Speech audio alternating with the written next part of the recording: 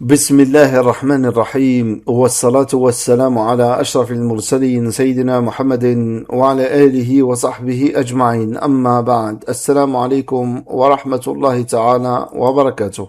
معنا اليوم أحبابي في الله حلقة مميزة فريدة من نوعها على الإمام المهدي عليه السلام بعنوان: يا مهدي ستجد نفسك أكيد هنا لو سمعت هذه الرسالة. نبدأ على بركة الله. جاء في حق الإمام المهدي: سره بصمته وخيره ببره، ولله أمره، ساقه نحيفة، غضبته عنيفة، أمه شريفة، عزيمته ضعيفة، أوهنه أمد الانتظار، وهو إلى الحوائط جار، قلبه رحيم، توحده سليم، رباه حفنة الأشرار بأعين الواحد القهار، ينام على توبة وتذيب توبته شمس النهار، وذنبه بسيط كرائحة الثوم في مسجد القوم.